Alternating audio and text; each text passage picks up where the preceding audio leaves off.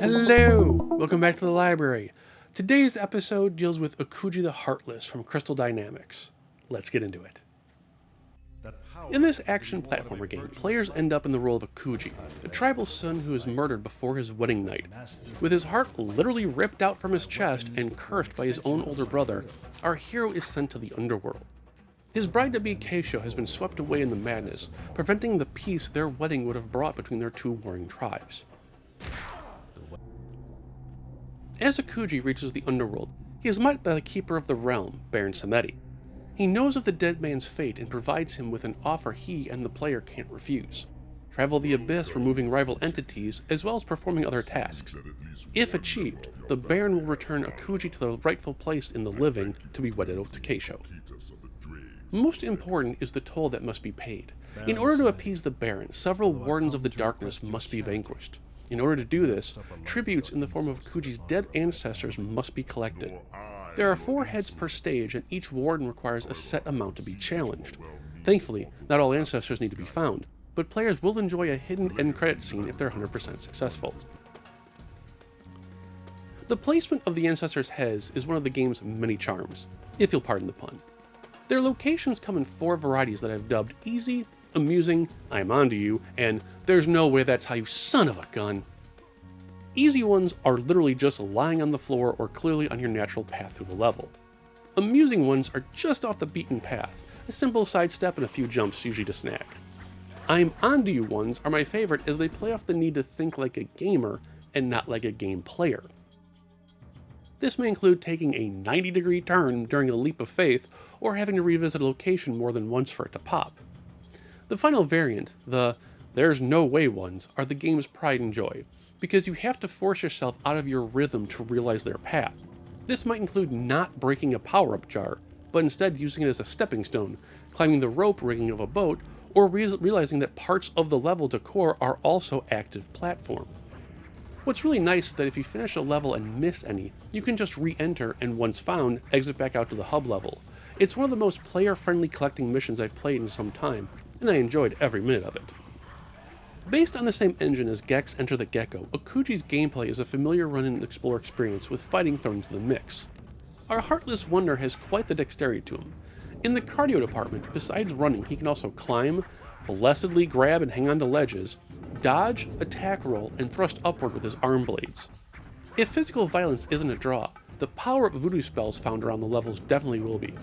A wide variety awaits gamers, including homing shots, explosive spells, a zapping orb, and more. I'd like to stop here for a moment and focus on this aspect of the game, as it's something that needs to be appreciated. Akuji features one of the most balanced, well-tweaked, and thought-out combat animation systems I've ever seen.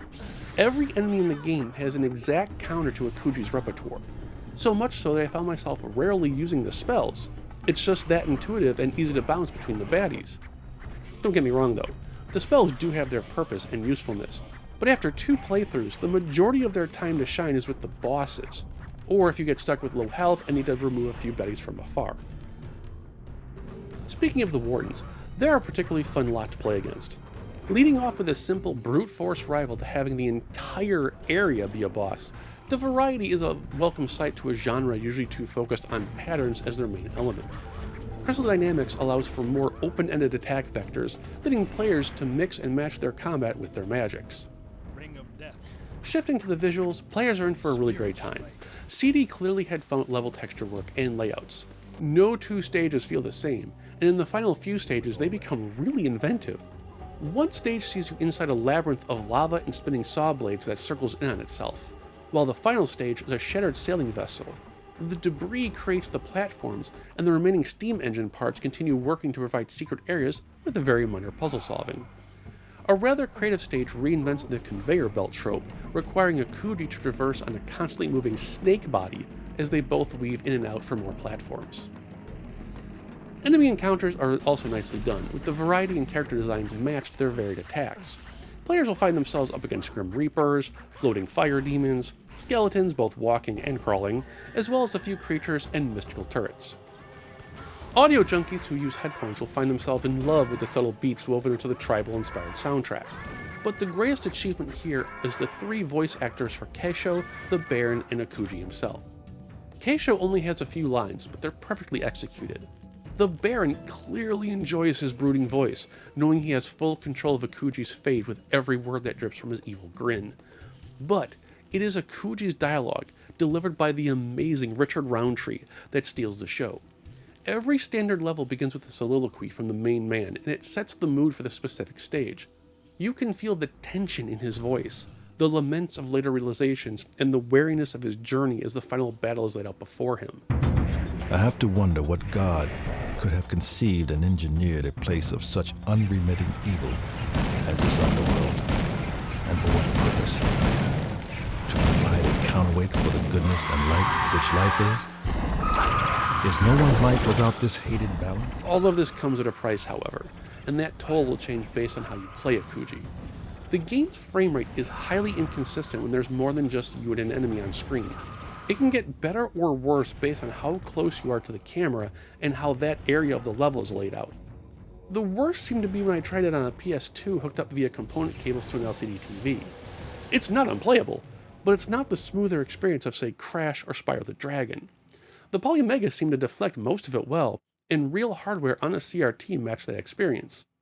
I did play through the game twice, once on Polymega with the PSX Classic D-pad for recording, and then once on real hardware on a CRT with the analog sticks of the DualShock. I have to confess, I get by fine on the D-pad, but the analog sticks did wonders for the game's hairier jumps. Definitely use them on your playthrough. A minor gripe also comes by way of the level descriptions. Sometimes they sound crazy cool, and then reality sets in. One in particular tells you that it's imperative to enshrine the demons back into their tombs, and it's just you pressing two buttons. Not exactly the underworld shattering conquest I was inferring. There is one final matter of discussion, and that's the ending of the game. Not the final battle, but the actual reward for completing your quest. After 6 hours of amazing Richard Roundtree voiceovers, dark foreboding levels, and the Baron's own treachery, the ending is cute. Like, honest to voodoo. Cute. It doesn't really ruin the experience, and I genuinely laughed out loud at the change in tone, but there you have it.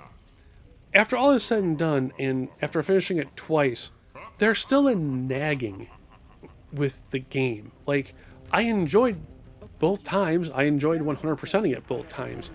But I don't know if I was expecting maybe a different ending, or maybe a more involved end boss fight, or maybe a couple extra levels. There's just something that makes the experience feel incomplete. Like there's just a hole there. Like, it's really weird. That said, I would totally play through the game again, and probably will, because I have an idea for Project Up One with it. But that's beside the point. Akuji in of itself is a great game, and on Game-Rave's review scale, it's an 8 out of 10. It is absolutely fantastic to play through, with the fantastic voiceovers, the really well done combat, and the really nifty level designs. But you can't get over that feeling like something's missing. It's almost like having your heart ripped out.